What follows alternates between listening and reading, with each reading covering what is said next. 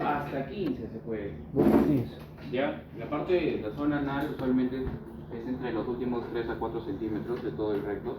Ya, y lo que deben comprender con respecto a esta última parte es que la parte del recto tiene doble en este caso origen embrionario o doble en origen embriológico. Y eso tiene una correlación clínica muy importante. ¿Por qué? Porque en este caso tenemos que tener en cuenta la línea pectínea. En la parte de embrio del sistema respiratorio, cuando hablamos acerca en este caso de la yema respiratoria, ¿de dónde derivaba la yema respiratoria? Del intestino anterior. ¿Se acuerdan el tubito? Es más o menos que dibujamos acá. Entonces, a partir de allí, nosotros podemos entender este tubito de acá. ¿Ya? Tenemos dos fases. Tenemos tres en realidad: el intestino anterior, medio y posterior. Entonces, cada uno de esos tenía su propia, en este caso, irrigación e inervación. ¿Ok? Por parte del intestino anterior, que salía, en este caso, la yema respiratoria, que va a dar origen al sistema respiratorio. En el sistema gastrointestinal, en este caso, el límite superior, ¿cuál va a ser del intestino anterior? De la boca hasta ¿La boca hasta dónde? el duodeno, ¿Qué parte del duodeno? segunda porción. ¿Dónde es eso? Segunda porción del duodeno. Segunda porción duodenal. Recuerden que en la parte de anato siempre la ampolla de váter era en este caso un reparo anatómico muy importante para decir duodeno proximal y duodeno distal, porque justo la ampolla de váter, que es donde confluye el conducto de Wilson y en este caso el colédoco, los dos en este caso, cubiertos por el esfínter de músculo liso, permite justamente la salida en este caso de la secreción pancreática, que vamos a ver en otro momento por qué es tan importante.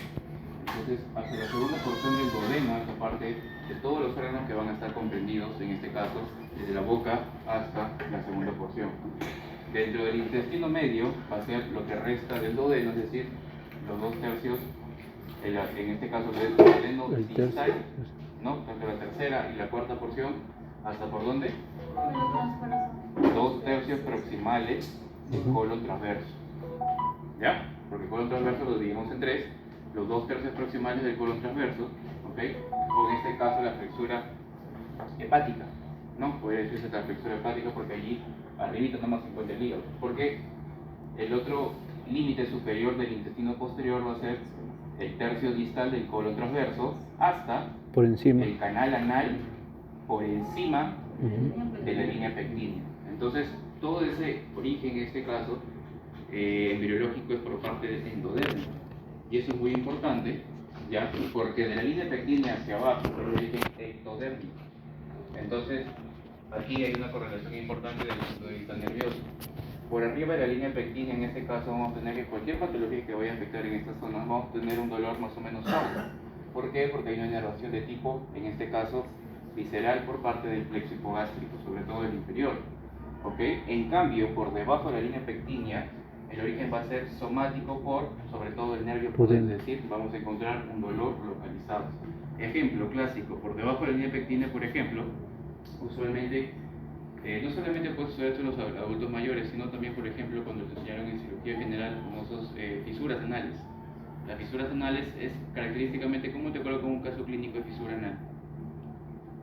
Tiene que ver esta palabra clave, o tres palabras clave en un caso clínico. sangrado. Sangrado, puede haber hemorroides también. ¿Cuál es lo característico? Dolor a la defecación. Dolor a la defecación. El dolor a la defecación es igual a fisura anal.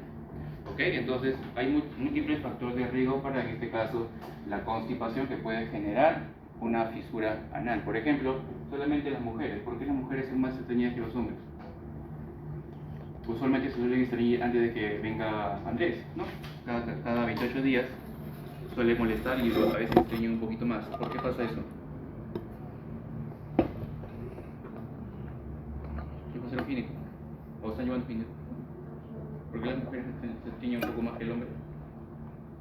¿O porque son mujeres nada más? ¿Tienen algo que ver las hormonas? Pues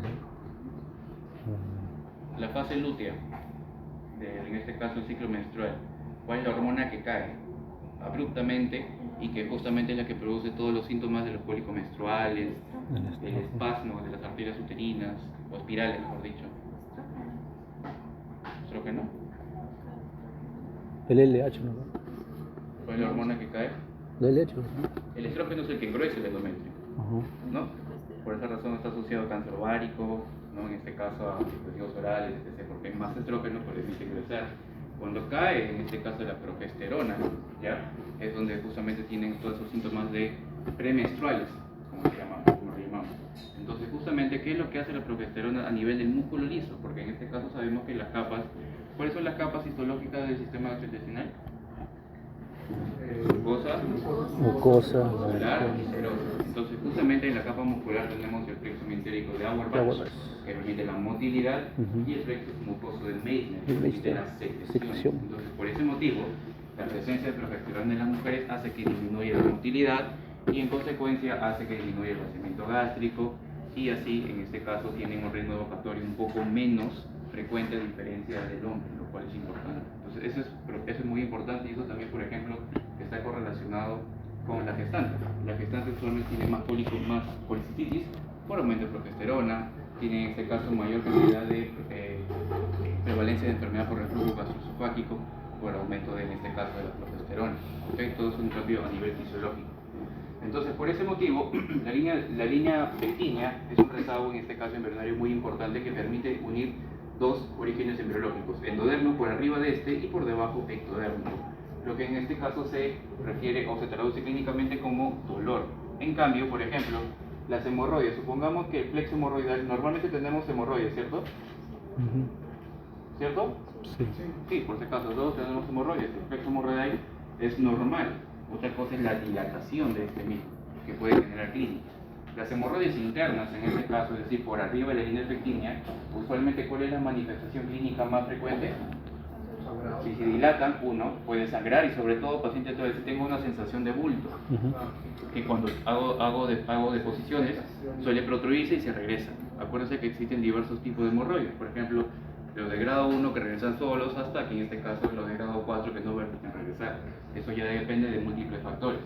Entonces las hemorroides en este caso internas van a encontrar que tienen ausencia de dolor, solamente eso que tienen ese origen en este caso endodérmico, inervación de tipo visceral. Por debajo, en cambio, cuando una hemorroide duele, significa ¿qué cosa? Que se ha trombosado. Es decir, ¿qué grado de hemorroide usualmente en cirugía general nos han dicho que tiene mayor riesgo de trombosis? La última, 4. Que en este caso, cuando se trombosan, ya viene a ser una inervación de tipo, en este caso, somática, ¿ok? Porque ya estamos en territorio de origen ectodérmico, ¿ok? Porque no es la única almohadilla hemorroidal, hay muchas más. Entonces, usualmente se suele dilatar y cuando se dilatan tanto se trombosan y eso sí, en este caso puede doler, ¿ok? Y así podemos, en este caso, por ejemplo, encontrar diversas patologías. Por ejemplo, en la enfermedad de Crohn. ¿Qué es la enfermedad de Crohn? Una enfermedad inflamatoria crónica. Usualmente siempre suelen hacer esa diferencia entre Crohn y colitis ulcerativa. Por ejemplo, la enfermedad de Crohn nosotros sabemos que puede generar cualquier patología o puede generar fístulas, sobre todo a nivel de la boca hasta el ano. Entonces, justamente, ¿qué parte es la que está más asociada a la presencia de fisuras anales, por ejemplo? ¿Se acuerdan cuando les enseñaron, por ejemplo, este es el ano, tenemos la parte anterior y tenemos la parte posterior, ¿no? Esta es la línea. Cuando les enseñaron, esta es la parte de cirugía general. Usualmente, ¿dónde suelen suceder las fisuras? ¿En la zona anterior o en la zona posterior? Posterior. ¿Por qué? ¿Por qué es en la zona posterior? ¿Y por qué incluso en la zona posteromedial? Aquí. Porque es la zona menos irrigada o hipoperfundida. Entonces, justamente eso predispone a que, en este caso, una pequeña herida no vaya, en este caso, a cicatrizar como debe ser. Y eso a la larga puede generar una fisura y más los trastornos de la constipación y así consecutivamente pueda, en este caso, suceder. ¿Ok? Entonces, otra diferencia, más allá del origen embriológico y de la clínica que puede generar, es sobre todo la la irrigación tanto arterial como, en este caso, la parte de la anastomosis de tipo venoso. Por arriba de la línea pectínea, ¿ya? La irrigación va a ser una rama justo de la arteria mesentérica inferior. ¿A qué nivel del vértebras torácicas sale la arteria mesentérica inferior? T4, No, la L. El tronco celíaco sale a nivel de cuál? T10. T12, T2. T12. L1 sale a nivel de la arteria mesentérica superior Ujú. y L4, L3 sale a nivel de la arteria mesentérica inferior. Ujú. ¿Ok? Entonces, una de las ramas de la arteria mesentérica inferior es en este caso la arteria rectal superior, que va a dar su irrigación de tipo arterial a esta zona por arriba de la línea pectínica. En cambio, tenemos una irrigación diferente por debajo de esta línea pectínea por parte de la arteria rectal inferior, que en este caso no es una rama de la mesentérica inferior, sino Del pudín. de la arteria pudenda interna. ¿Y la pudenda interna de quién sale? ¿Ah? Ilíaca interna. ¿La ilíaca interna dónde drena? La vena ¿O acá. cuál es la rama de la arteria ilíaca interna? ¿De dónde sale? Ilíaca común. ¿Ilíaca común? De la aorta, en este caso abdominal. ¿Ok? Entonces, justamente, esta zona, esta diferencia de tipo arterial es muy importante también poder relacionarlo, porque en este caso te pueden colocar algún caso clínico, te dicen que la lesión, por ejemplo, se encuentra por arriba de la línea pectina, te van a preguntar cuál es el origen, en este caso, del sangrado. En este caso, o arteria mesentérica superior, inferior, o en este caso, la arteria pudenda interna. Ahora, la parte venosa también es importante porque podemos hacer correlación, sobre todo con la diseminación de quién, de los cánceres. Ujú. ¿Ok? Por arriba de la línea pequeña, ¿cuál es un cáncer frecuente que suele suceder? Adenocarcinoma. Adenocarcinoma. ¿Adeno? Adenocarcinoma, claro. ¿O cuál? Adeno. Epidermoide. Y por debajo de la línea pectínea, De las células escamosas. ¿estamos epidermoide no es lo mismo? Adenocarcinoma. Entonces, ¿por qué eso es importante? Porque la diseminación justo de este tipo de cánceres tiene una correlación muy importante. Porque, por ejemplo, por arriba de la línea pectínea va a ir ¿a dónde?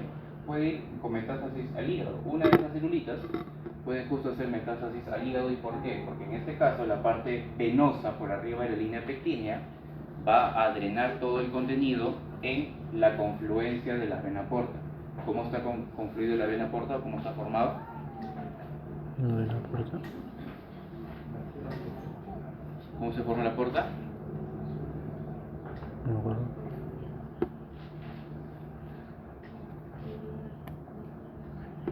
¿Cómo se formó la porta? Esta, pues. Porta esplénica, ¿ya? Y la arteria, y en este caso la vena mesentérica superior. ¿Por qué? Porque la vena mesentérica inferior drena el esplénico. Entonces los dos van a formar la porta. Entonces, si el contenido venoso por arriba de la línea pectínea, una de estas celulitas viaja hacia el drenaje venoso, puede hacer justo metástasis a donde, al hígado. Entonces, un cáncer por arriba de la línea pectínea puede hacer metástasis al hígado. En cambio, por debajo de la línea pectínea, justamente el drenaje venoso va a cambiar, no va a ir al hígado, no va a ir a dónde? Pulmón. Pulmón. ¿Y por qué? Porque justamente mira todo el recorrido. La vena mesentérica inferior, la vena rectal inferior justo va a drenar ¿en dónde? En la pudenda. Y luego de la pudenda interna sigue lo mismo, casi el mismo nombre que arterial, pero esta vez es venosa. Pudenda interna, ilíaca interna, luego ilíaca interna, ilíaca común, vena cava inferior. ¿Dónde drena la vena cava inferior? En la Aurícula derecha. Ajá. El contenido sanguíneo venoso de la aurícula derecha pasa al ventrículo derecho, y el ventrículo Arteria derecho pulmonar. se abre la válvula pulmonar y va donde hace el pulmón. Entonces ese sería más o menos todo el trayecto de alguna célula, en este caso neoplásica, por debajo de la línea pectínea, que vaya a hacer metástasis, en este caso a pulmón. Entonces esa diferencia en el circuito venoso es muy importante porque permite, en este caso, discernir si el cáncer está por arriba, va al hígado, y si está por debajo, va al pulmón. Luego, también otra de las cosas que es muy importante recordar es que justamente el drenaje de la linfa. ¿Cuál es la función de la linfa? ¿Cuál es? ¿Para qué sirve la linfa? Eliminar las grasas, ¿no? Los mitrones. ¿Para qué sirve la linfa? La linfa es como el río, donde en este caso va a transportar diversas moléculas, entre ellas, por ejemplo, los triglicéridos. ¿Ok? Las grasas, los triglicéridos, en este caso los kilomicrones principalmente. ¿Ok? Más allá también puede llegar incluso a algunas células sanguíneas a través de la linfa. ¿Ok? Entonces, por arriba de la línea pectínea también, justamente el drenaje linfático va a ser sobre todo a nivel del nódulo linfático que está adyacente a, en este caso, la parte ilíaca o de la arteria ilíaca interna. ¿Ok? En cambio, el drenaje linfático por debajo de la línea pectínea va justo a donde drenar, a la parte de la ingle. Usualmente, cuando tienes, por ejemplo, un adulto mayor que tiene trastornos en la defecación, siempre piensa en cáncer. Entonces, en tu examen físico vas a tener que tocarle o palparle los ganglios, sobre todo a nivel de la ingle, porque si tú encuentras un ganglio grande, ¿ok?, con signos de flogosis o en este caso adherido plano, ¿no?, como nos han enseñado en la parte de Neo, ¿no?, todas las características malignas de un ganglio que tú encuentras, adherido plano, grande, ¿ok?, que ha crecido con el tiempo, etc., puede ser un cáncer por debajo de la línea pectina, sobre todo de recto, ¿ok?, porque usualmente el drenaje linfático suele drenar en la parte de la ingle. En cambio, arriba de este, en un nódulo linfático que está adyacente justo a la arteria ilíaca interna. ¿Ok? ¿Alguna pregunta con respecto a esto de la parte del anal? ¿Ok? Esa parte, si bien es cierto, es importante, ya eso es un recordar y la parte de lo que he visto el ciclo pasado de cirugía general, ¿ya?